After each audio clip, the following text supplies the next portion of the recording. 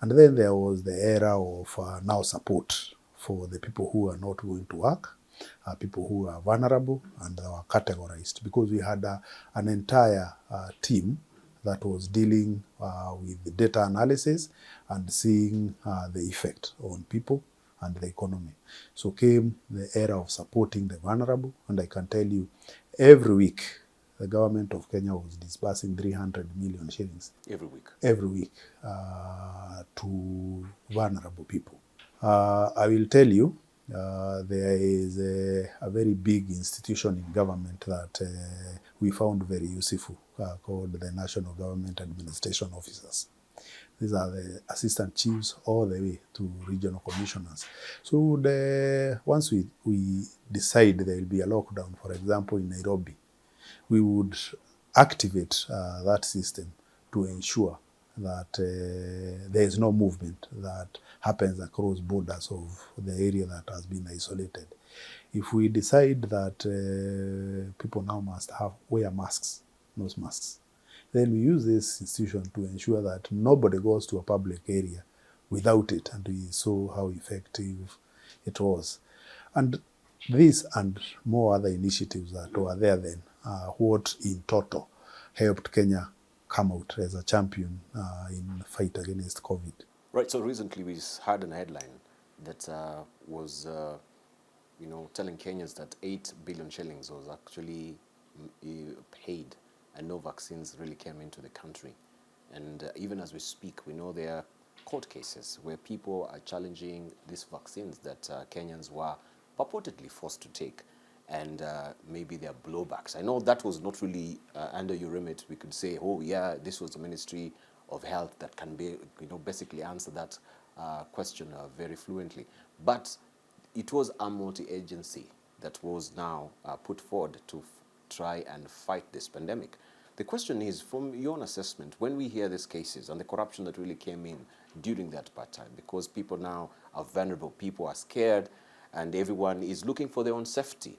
And we have, kits which are being sold in a very astronomical figures that we cannot even, begin even talking about, and taking advantage of that particular pandemic. You as a Kenyan right now, and having this conscience that you've been also reflecting, what would you say?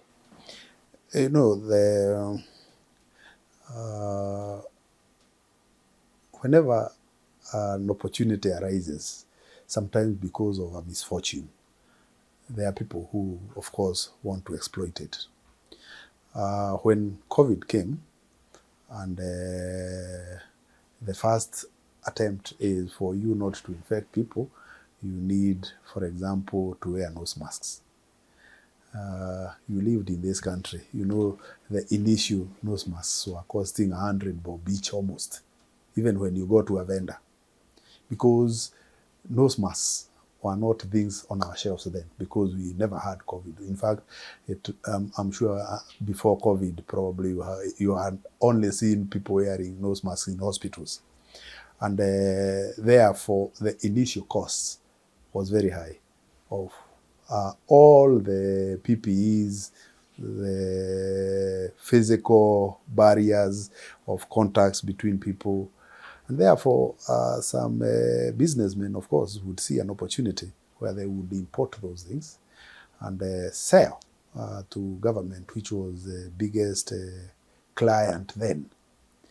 But if you remember, the speed at which, because after a problem is created, also manufacturers go in and try now to address themselves to the new problem.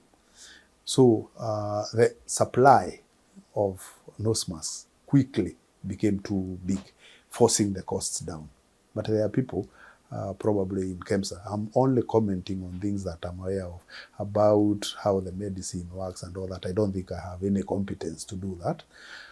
But I have knowledge that I have around why KEMSA had nose masks in their thousands, which were not being taken up by the counties who are responsible for health, is because they stocked things that they had acquired initial when the nose masks were very costly.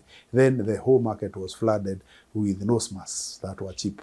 So nobody has any interest. There is no county that would, of course, go pay for the expensive ones when they're in the market, cheap ones. And I think if we are fair to the system and interrogate it without name calling, you will find that there are businessmen who are stuck with overpriced things that they had already supplied KEMSA, but KEMSA cannot, because KEMSA at that time, I don't know whether it's the same thing that happens today, KEMSA at that time would procure medicine, then it would sell medicine to the counties because counties are responsible for health.